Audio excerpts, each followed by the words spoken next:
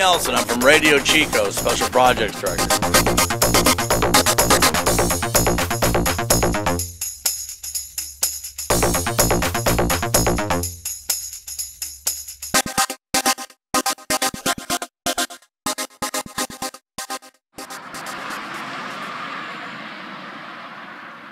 The last time anybody lived here was 10 years ago. I was in high school. This house remains vacant, boarded up. Nobody lives here. When somebody squats here, they get run off. It's another one of capitalism's fantastic successes.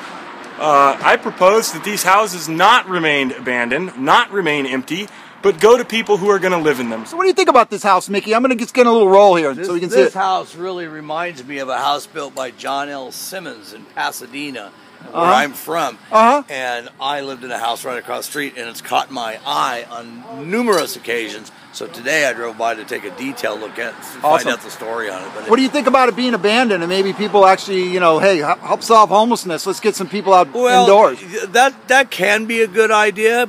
However, you got to make sure that the house is in livable condition. You just can't take an abandoned house, and because you might have situations of mold, spider infestation. But I think in the theory of what you're saying, outstanding idea. People consider homelessness a bane on our community, and they don't want to look at it. I consider houses like the one I'm sitting in front of a bane on our community that I don't want to look at. Why is it that certain property owners are allowed to have their property fall into disrepair while people who would love to have a home sit on the streets? People consider them something they don't want to look at, and I consider this house something I don't want to look at.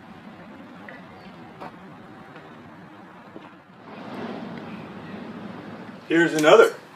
There's beautiful properties on both sides. Well kept, people paying rent. This one here is not. Somebody made a cost-benefit analysis and decided it wasn't worth it. And it'll probably remain that way as long as capitalism remains the dominant paradigm. I have a solution. It doesn't involve capitalism. I think we should give these houses to people who don't have them. And one of the good projects would be to have the homeless themselves participate in the reparation of the home, and that way they get a sense of realizing what it is like to take care of it. I mean, you have Habitat for Humanity. I think you should have something called Habitat for Preservation. Why don't we put the two together, and then we can make the house look better, make people look better, and advance humanity as a whole by not having so many people who don't have houses, and not having so many houses who don't have people.